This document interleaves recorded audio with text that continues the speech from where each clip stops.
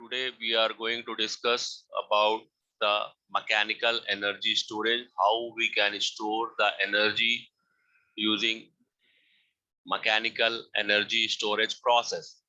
The mechanical energy storage system take advantage of kinetic or gravitational forces to store inputted energy. Mechanical energy system क्या है कि kinetic and gravitational जो forces हैं उनके through जो inputted energy को store करता है. While the physics of mechanical system are often quite simple. For example, spin a flywheel or lift weights up a hill. The technologies that enable the efficient and effective use of these forces are particularly advanced. तो ये एक example दिया हुआ है fly wheel energy storage system का, कैसे हम mechanical energy से एनर्जी स्टोरेज करते हैं. ठीक, तो ये डायग्राम दिया हुआ है. इसमें देखिए राइट साइड में बना हुआ है फ्लाई व्हील रोटर. इसके ऊपर वैक्यूम और वेरी लो प्रेशर होता है और टॉप में इस पे लगा रहता है motor generator, that is nothing but induction machine. उसके ऊपर बियरिंग है. तो अब ये किससे कनेक्टेड है? Power converter controller. Power converter controller क्या है? या तो एसी या डीसी पावर कन्वर्टर होता है. ठीक, तो ये एक सिस्टम दिया हुआ है. इसके बहुत डिटेल में जाने की जरूरत नहीं है, एक एग्जांपल है. तो ये डायग्राम ध्यान में रखेंगे. जनरली इससे रिलेटेड क्वेश्चन अभी तक तो 2 पेपर में नहीं आया है, लेकिन ये आपको पता होना चाहिए. Fly wheel energy storage system, mechanical energy storage system कैसे काइनेटिक और ग्रेविटेशनल फोर्स यूज करके एनर्जी को स्टोर करता है. ठीक, तो fly wheel energy system use electric energy input which is stored in the form of kinetic energy. तो fly wheel energy system क्या करता है? इलेक्ट्रिक एनर्जी को इनपुट को स्टोर करता है in the form of kinetic energy. Kinetic energy can be described as energy of motion. In this case, the motion of a spinning mass called a rotor. To maintain efficiency, the flywheel system is operated in a vacuum to reduce drag. The flywheel is connected to a motor generator that interacts with the utility grid through advanced power electronics. तो एक diagram दिया हुआ है, इससे idea ले लेंगे. बहुत ज्यादा डिटेल में इसमें जाने की जरूरत नहीं है. This is example of mechanical energy storage. ऐसे ही एक एग्जांपल और है कंप्रेस्ड एनर्जी स्टोरेज का, CAES. ठीक, तो इससे किससे हम एनर्जी लेते हैं? Wind farm, solar farm, thermal and nuclear power stations. ठीक, तो ये पावर ग्रिड है. This is also an example of energy storage system. So compressed air energy storage, CAES, is a way to store energy generated at one time for use at another time. ठीक, इसको store करके रखते हैं और जब जरूरत पड़ने पर इसका उपयोग करते हैं. At utility scale, energy generated during period of low energy demand, that is off peak, can be released to meet higher demand peak load periods. ठीक, तो ये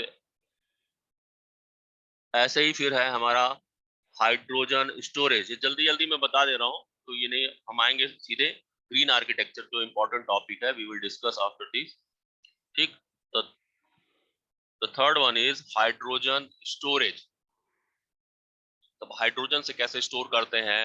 Small amount of hydrogen can be stored in pressurized vessel or solid metal hydrides or nanotubes can store hydrogen with a very high density. Very large amounts of hydrogen can be stored in constructed underground salt caverns of up to 5 lakhs cubic meter at 2,900 psi, which would mean about 100 gigawatts of stored electricity. In this way, longer periods of flow or of excess wind energy production can be leveled, even balancing seasonal variation might be possible. तो इसको भी एक example की तरह देखेंगे. हाँ, ये भी हमारा कोई इतना, हमारा जो इसमें मेन स्टोरेज डिवाइसेस में जो था सबसे इम्पोर्टेंट, वो था हमारा batteries.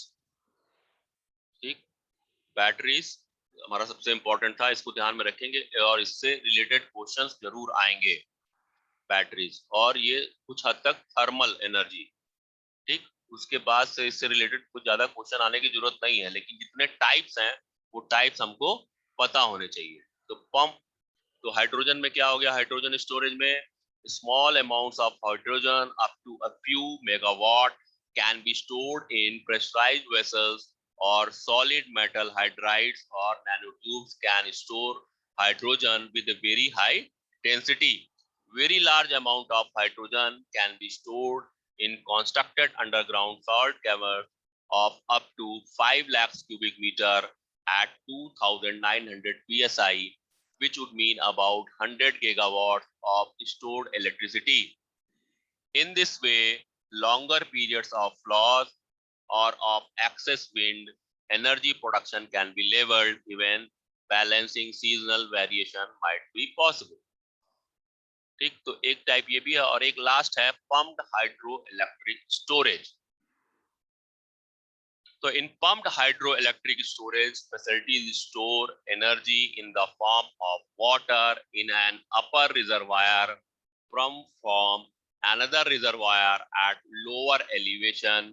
During periods of high electricity demand, power is generated by releasing the stored water through turbine in the same manner as a conventional hydropower station.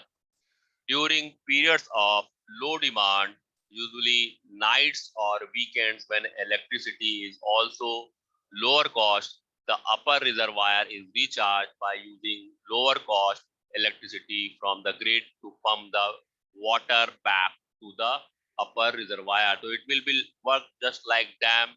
इसमें क्या करेंगे, इसमें पानी को स्टोर कर लेंगे, लो रिजर्वायर से हाई रिजर्वायर पे पंप करके पानी इकट्ठा कर लेते हैं और इसको यूटिलाइज करते हैं. सेम उसी तरह से हाइड्रो पावर में पानी छोड़ते हैं जो कि हमारा टरबाइन से होता हुआ गुजरता है और इलेक्ट्रिसिटी प्रोडक्शन होता है. तो ये भी आप लगभग सब लोग जानते ही है. Pump hydro electric storage facilities जो है, जो स्टोर करती है एनर्जी, वो in the form of water store करती है अपर रिजर्वायर में. लोअर रिजर्वायर जहां से पानी होता है उसको अपर रिजर्वायर में उसको स्टोर कर लेते हैं. जैसे आप डायग्राम में देख रहे हैं कि नीचे जो पानी है उसको पंप करके ऊपर अपर रिजर्वायर में वो एनर्जी स्टोर कर लिया, और जब हमें इलेक्ट्रिसिटी प्रोड्यूस करना होता है तो ऊपर से पानी छोड़ते हैं तो वो प्रेशर के साथ टरबाइन पे गिरता है. उस टरबाइन से हमारा जनरेटर कनेक्टेड होता है और इलेक्ट्रिसिटी का प्रोडक्शन इस तरीके से होता है बाय यूजिंग पंप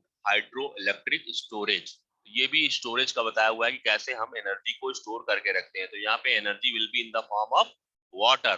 तो पानी के रूप में लो रिजर्वायर में जो पानी इकट्ठा है नदी वगैरह में जैसे होता है, तो उसको पंप करके क्या करेंगे, एक सर्टेन हाइट पे ले जा करके एक रिजर्वायर बना लेंगे, जो कि इस डायग्राम में आपको अपर रिजर्वायर लिखा हुआ है दिख रहा है.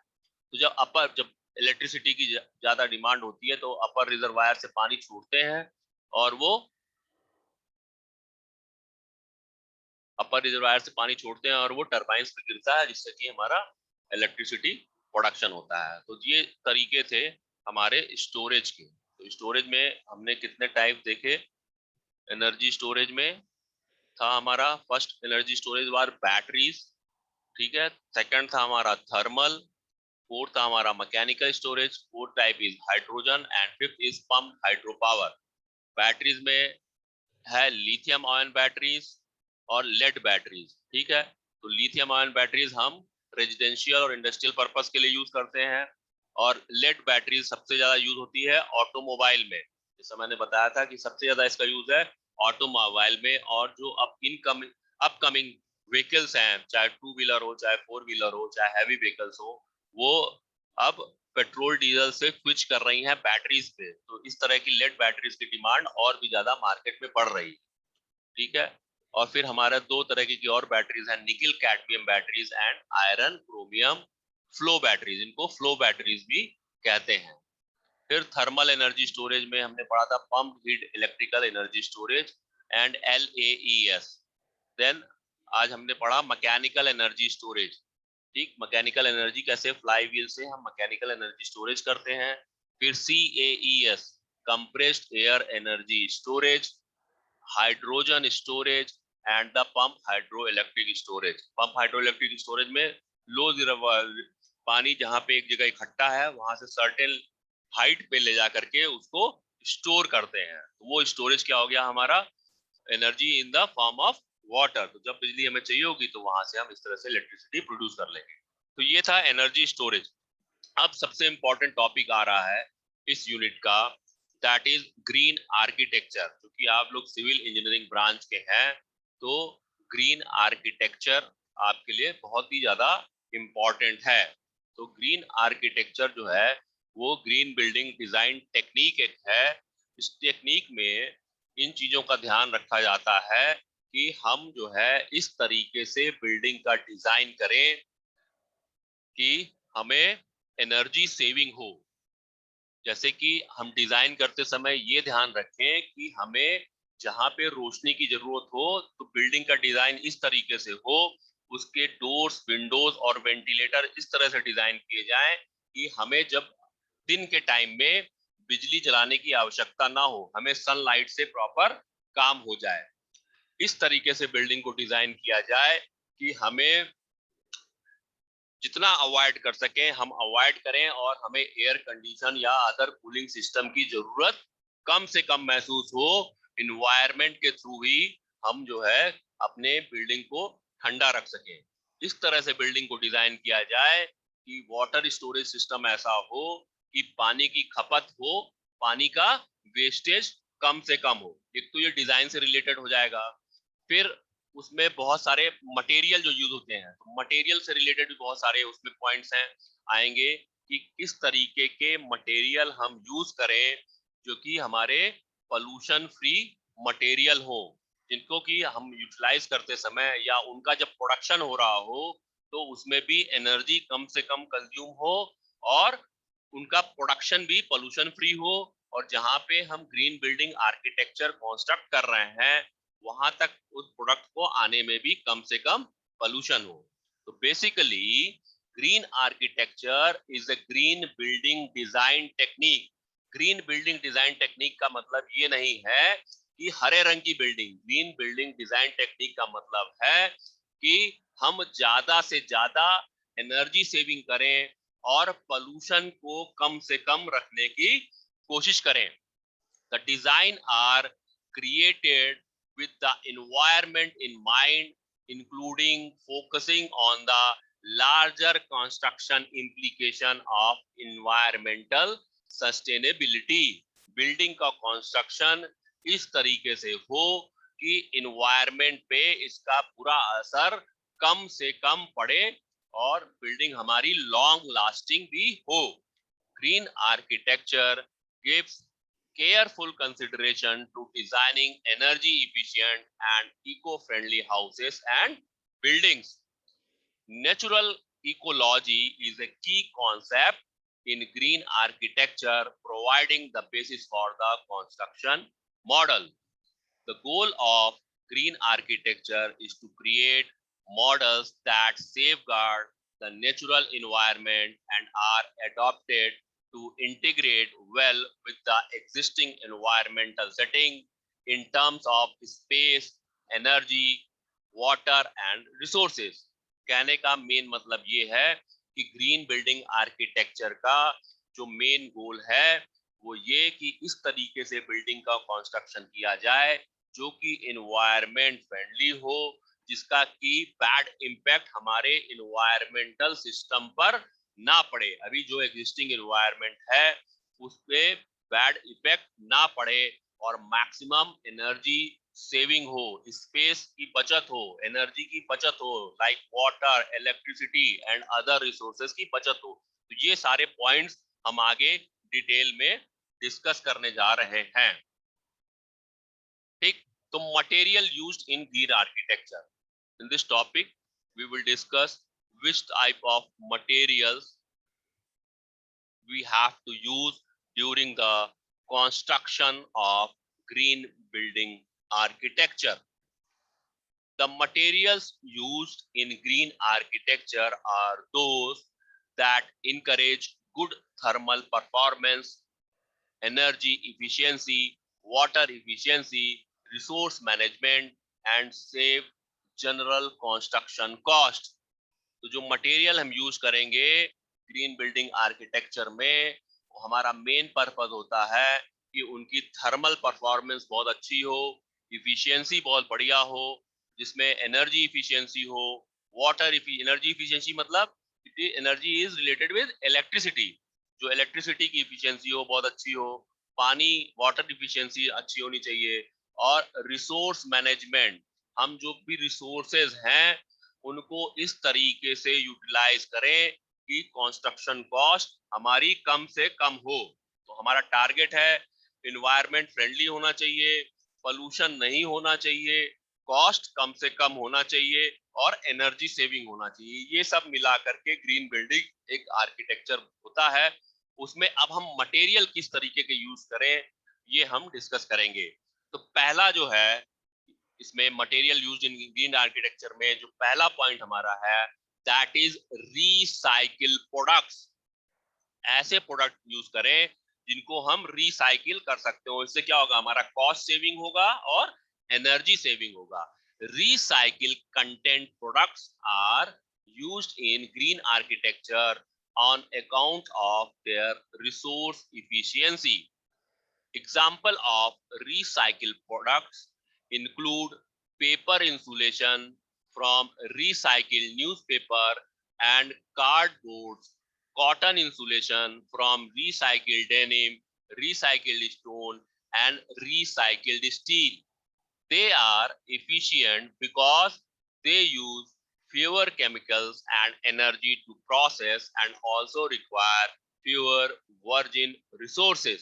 तो रिसाइकिल प्रोडक्ट जो हम यूज करते हैं, जैसे कि हमें मान लीजिए अपनी बिल्डिंग में इंसुलेशन पेपर की जरूरत पड़ती है, इंसुलेशन के लिए हम पेपर या कॉटन को यूज करते हैं, तो ऐसे पेपर यूज करें जो कि रिसाइकिल किया हुआ हो। इससे क्या होगा कि नए पेपर जो खपत बचेगी। पेपर जो है डायरेक्टली हमारा क्या डिफॉरेस्टेशन से जुड़ा रहता है, जितने पेड़ पौधे कटते हैं उनसे पेपर बनाए जाते हैं, तो उतने पेड़ पौधे हमारे कटने से बच जाएंगे अगर हम पेपर इंसुलेशन मटेरियल को जो यूज कर रहे हैं वो इंडस्ट्री से हम ऐसे पेपर की डिमांड करें जो रिसाइकिल न्यूज़पेपर, जो न्यूज़पेपर और कार्डबोर्ड को रिसाइकिल करके पेपर बनाए गए हैं। दूसरा, कॉटन इंसुलेशन के लिए जो हम मटेरियल यूज कर रहे हैं वो ऐसे मटेरियल यूज करें जो डेनिम या दूसरे तरीके के कपड़ों को रिसाइकिल करके वो कॉटन बनाया गया हो, ठीक है। और they are effective because they use fewer chemical, और ये इफेक्टिव होते हैं क्योंकि इनमें कम से कम केमिकल का यूज हुआ रहता है और एनर्जी भी कम से कम रिक्वायर्ड होती है और नए रिसोर्सेज की बहुत कम जरूरत पड़ती है। तो ये तो पहला पॉइंट हुआ कि रिसाइकिल प्रोडक्ट, ऐसे प्रोडक्ट यूज करें जो कि रिसाइकिल होके आए हो, ये कॉस्ट इफेक्टिव होगा और एनर्जी इफेक्टिव होगा। इसमें हमने दो एग्जांपल आपको दिए, एक इंसुलेशन पेपर अगर हमें यूज करना हो तो क्या स्किन प्रोडक्ट से वो रिसाइकिल होता है, और एक इंसुलेशन कॉटन अगर यूज करना है तो वो भी रिसाइकिल होकर के मार्केट में अवेलेबल है। अब सेकंड टाइप मटेरियल जो है वो है हमारा materials manufactured with resource efficient process. So these materials are preferred in green construction because they not only require less energy to produce but also minimize resource wastage and greenhouse gas emission. An example is sustainable concrete made from crushed glass and wood chips or slag. ठीक, तो second point हमारा हो गया material manufactured with resource efficient process. तो इसमें क्या हो गया, ऐसे मटेरियल को हम यूज कर रहे हैं जो कि हमारे reprocess करके बनाए गए हैं. So these material are preferred in green construction because they not only require less energy to produce but also minimize resource wastage. तो ये क्या है, resources का wastage को कम करेगा और इससे ग्रीन हाउस गैस इमिशन भी कम से कम होगा. और इसका एग्जांपल दिया हुआ है कि सस्टेनेबल कंक्रीट जो क्रश्ड ग्रास और वुड चिप और स्लैग से बनाई जाती है. तो ये दो तरीके हो गए मटेरियल के. अब थर्ड पॉइंट है इसमें नेचुरल अबंडेंट और रिन्यूएबल मटेरियल्स. तीसरा टाइप का मटेरियल हम क्या यूज कर सकते हैं, नेचुरल अबंडेंट और रिन्यूएबल मटेरियल. तो रिन्यूएबल मटेरियल जो कि खत्म नहीं होगा, जो बार बार हमें अवेलेबल है. तो these material can be obtained from sustainably managed and naturally occurring resources. They must also be renewable and adequately abundant in nature. Abundant means मतलब होता है प्रचुर मात्रा में हमारे नेचुरल रिसोर्सेज के रूप में अवेलेबल है. Example are certified wood and solar tile. तो सर्टिफाइड वुड और सोलर टाइल्स क्या है होता है, ये हमें रिन्यूएबल मटेरियल है. तो हम क्या कर सकते हैं कि हम नेचुरल मटेरियल यूज करें और जो कि हमें प्रचुर मात्रा में अवेलेबल हैं और बार बार मिल रहे हैं. तो इसमें आपका आ गया these materials can be obtained from sustainably managed and naturally occurring sources. They must also be renewable and adequately abundant in nature. इसका एग्जांपल है certified wood and solar tiles. And fourth point is refurbished or remanufactured. So as the name suggests, these are the materials that are refurbished or remanufactured. They are essentially include their inherent capacity to create value and saving materials from disposable or generating landfill waste. The materials are renovated, expired, or improved in performance, functionality, or quality. Examples include plastic ceiling. तो ऐसे material use किया जाए जिनको कि हम modify कर सकते हैं, रिफर्बिश्ड और रीमैन्युफैक्चर्ड, और उनको रीमैन्युफैक्चर्ड कर सकते हैं, उनको हम दोबारा से बना सकते हैं, उनका डिजाइन चेंज कर सकते हैं. तो इस तरीके के मटेरियल को यूज किया जाए. जैसे प्लास्टिक सीलिंग है, तो प्लास्टिक सीलिंग को हम क्या करते हैं, दोबारा से उसको एक जगह से दूसरी जगह ले जा करके हम उसको यूज कर सकते हैं. That is known as refurbished. जैसे कि मान लीजिए हमारा एक घर है बना हुआ, अब हम दूसरी जगह घर बना रहे हैं, तो वहां पे हमारी कोई प्लास्टिक की सीलिंग है, अब उसको हम वहां से शिफ्ट करके दूसरे घर में भी एज ए प्लास्टिक सीलिंग उसको यूज कर सकते हैं, या इसी को हम रीमैन्युफैक्चरिंग भी कर सकते हैं. तो फोर्थ पॉइंट हमारा हो गया रिफर्बिश्ड और रीमैन्युफैक्चर्ड. फिफ्थ पॉइंट हो गया हमारा ग्रीन बिल्डिंग आर्किटेक्चर मटेरियल में रीयूजेबल एंड रिसाइकेबल मटेरियल. ऐसे मटेरियल यूज करेंगे जो रीयूजेबल है और रिसाइकेबल है, जिसको हम रीयूज कर सकते हैं और रिसाइकिल कर सकते हैं. तो these are the materials that were previously used but are still in good condition and can be used in few construction. Example include old plumbing and old doors. ठीक, तो प्लम्बिंग मटेरियल जो हमारा टोटी, pipe या kitchen और washroom से related जितना भी प्लम्बिंग मटेरियल होता है, अगर वो बचा हुआ है या हम कहीं एक जगह से दूसरी जगह शिफ्ट कर रहे हैं, तो उन मटेरियल्स को पुरानी बिल्डिंग से निकाल कर नई बिल्डिंग में यूज कर सकते हैं, या पहले कभी जो खराब हुआ था किनारे कहीं घर में हमारे पड़ा हुआ है, तो उसको भी हम सही करके ठीक ठाक करके उसको यूज कर सकते हैं. तो these are the material that were previously use, जो पहले हम यूज कर चुके हैं but are still in good condition, उनके ठीक ठाक कंडीशन है, and can be used in new construction. और जहां भी हम नया कंस्ट्रक्शन कर रहे हैं वहां पे इनको हम यूटिलाइज कर सकते हैं। तो इनका एग्जांपल क्या है? Old plumbing and old doors. दरवाजे जो होते हैं हमारे खिड़की के, और खिड़की में जो पल्ले लगे रहते हैं, दरवाजे में जो पल्ले लगे रहते हैं, अगर वो ठीक ठाक कंडीशन में है उनको हम यूज कर सकते हैं। प्लस प्लम्बिंग, हमारा टोटी, पाइप, इस तरह की जो चीजें हैं उनको हम यूज कर सकते हैं किचन और वॉशरूम से रिलेटेड जो अभी है।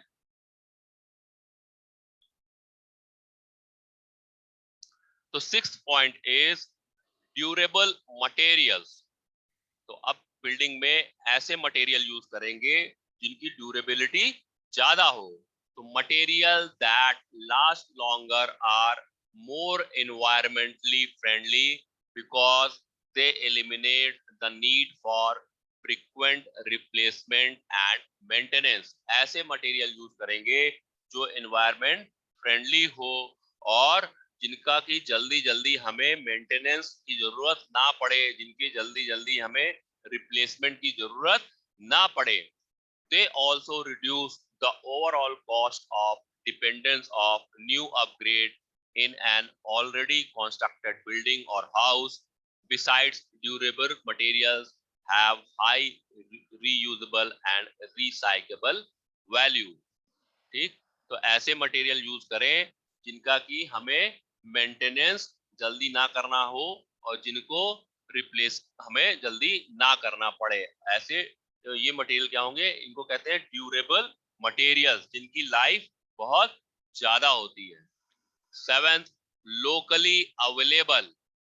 The use of locally available material is also part of green architecture since it minimizes transportation cost, greenhouse gas emission during transportation and the interference of the local ecology.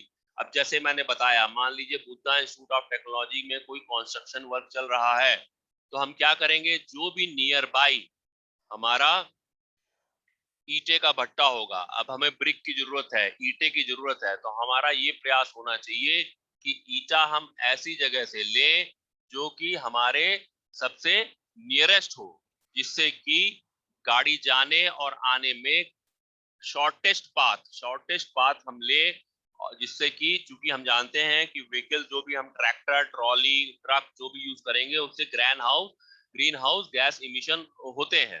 तो carbon dioxide, carbon monoxide का कम से कम उत्सर्जन हमारे environment में हो। This process is also part of green building architecture. तो उसमें भी हम ये ट्राई करेंगे कि जो भी मटेरियल हम यूज कर रहे हैं वो लोकली अवेलेबल हो, हमसे शॉर्टेस्ट डिस्टेंस पे अवेलेबल हो।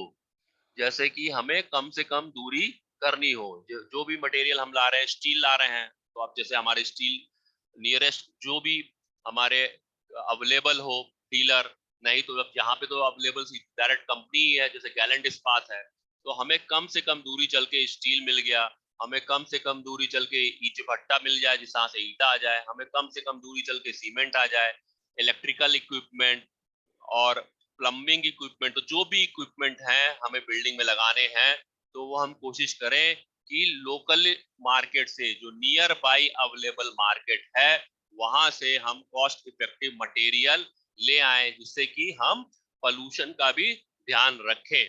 तो this is also part of green building architecture. ठीक है, इस चीज का भी ध्यान हमें ग्रीन बिल्डिंग आर्किटेक्चर में रखना है। 8th point is non-toxic materials. Non-toxic materials are highly recommended in green architecture. They promote IAQ and they are sustainability low in carcinogen element, irritants and reproductive toxicants. तो non toxic material हम use करेंगे। Toxic material क्या होते हैं? जिनसे बहुत तरह की हमें गैसेस निकलती हैं, पॉइजनस गैसेस निकलती हैं, हार्मफुल गैसेस निकलती हैं, जो कि हमारे सेहत के लिए बहुत नुकसानदेह हैं। तो फॉर एग्जांपल पेंट, जो हम बड़े महंगे महंगे पेंट अपने घरों में यूज करते हैं, तो उन पेंट से भी क्या होता है, धीरे धीरे इस तरह की गैसेस निकलती हैं जो हमारे स्वास्थ्य के लिए, हमारे बच्चों के स्वास्थ्य के लिए बहुत ही नुकसानदेह हैं। तो ऐसे मटेरियल यूज करें। अभी कुछ दिन पहले मैंने टीवी में ऐड देखा था कि गवर्नमेंट ऑफ इंडिया ने या किसी कंपनी ने ऐसा पेंट्स निकाला था जिसमें कि गाय के गोबर का यूज हो रहा है, जानवरों के गोबर का यूज हो रहा है, और वो नॉन टॉक्सिक मटेरियल्स है ऑलमोस्ट, उसमें कोई भी टॉक्सिक मटेरियल या ऐसे केमिकल्स यूज नहीं किए गए हैं जिनसे लॉन्ग रन में पोल्यूशन हो और हमारे स्वास्थ्य के लिए वो नुकसानदेह हो। तो और भी जो बहुत सारे डिफरेंट मटेरियल हम यूज करें, वो ऐसे मटेरियल यूज करें जो कि नॉन टॉक्सिक मटेरियल्स हो। Now the last 3 points related with this topic is, the ninth one is moisture resistant product। ऐसे प्रोडक्ट यूज करें जो मॉइस्चर रेजिस्टेंट हो। तो moisture resistant material are the ones that hinder the growth of biological contaminants in building। They are 100% moisture resistant and thus highly preferred in green architecture in terms of improving IAQ। ठीक है, तो moisture resistance product वो product होते हैं, ऐसे product जिनसे कि नमी कम से कम हो बिल्डिंग में। तो नमी वगैरह लगने से क्या होता है, दीमक भी लग जाते हैं, तो बहुत सारे दीमक लगने का चांसेस रहता है। तो इस तरीके के प्रोडक्ट यूज करें जो नमी से मुक्त हो। ठीक है, तो moisture resistant material are the ones that hinder the growth of the moisture resistance। क्या होगा, वो क्या करेगा, बायोलॉजिकल कंटेमिनेंट, मतलब जो नमी की वजह से जो दीमक वगैरह लगने वाला होता है उससे जो है बचाता है। And they are 100% moisture resistant and thus highly preferred. तो 100% मॉइस्चर रेजिस्टेंट होते हैं, तो इनको हम हाईली प्रिफर्ड मटेरियल कहते हैं। इन मटेरियल को हम ग्रीन आर्किटेक्चर में यूज करते हैं in term of improving IAQ। IAQ का मतलब है इंडोर एयर क्वालिटी। हमारे घर के अंदर, बिल्डिंग के अंदर की जो हवा है उसकी जो क्वालिटी है वो बेहतर रहे, तो it will improve the IAQ। IAQ means हुआ इंडोर एयर क्वालिटी। तो next point is low VOC product.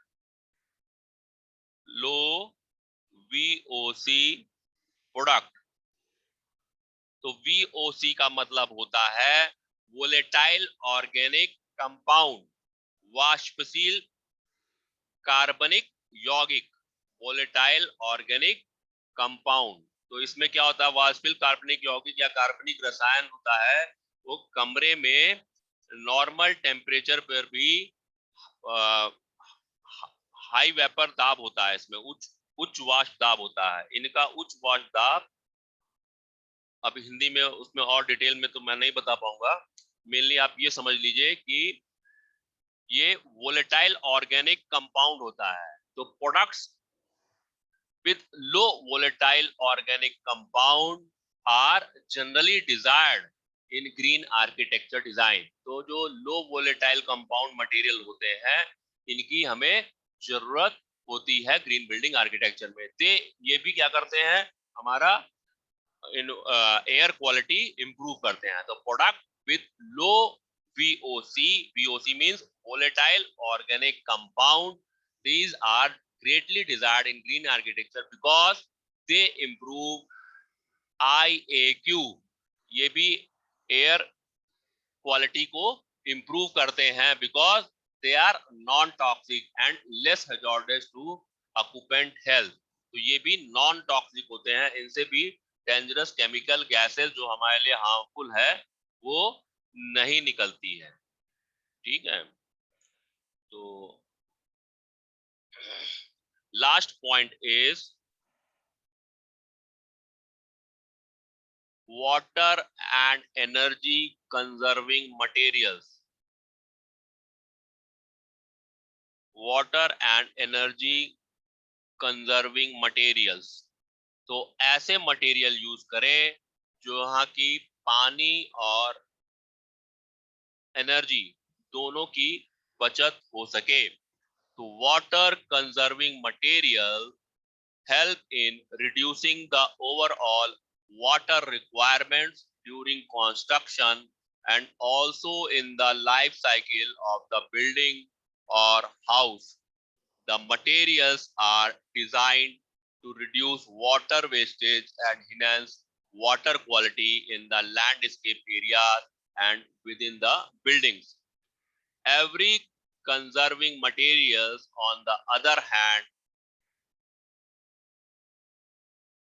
capitalize on scaling down energy cost and improving energy efficiency of the building. तो इसका example of energy efficient materials are solar tiles and smart insulators. तो हम ऐसे material use करेंगे जिनसे कि हम पानी की बचत और एनर्जी की बचत ज्यादा से ज्यादा कर सकें। और अभी डिजाइन में हम इस चीज को और आगे पढ़ेंगे डिटेल में कि इस तरीके से डिजाइनिंग किया जाए कि पानी का वेस्टेज कम से कम हो। पानी का वेस्ट कम करने के और भी बहुत सारे उपाय हैं जिस तरीके से करेंगे कि पानी का हम यूटिलाइजेशन कर सके। अब जैसे कि घरों में हम यूज करते हैं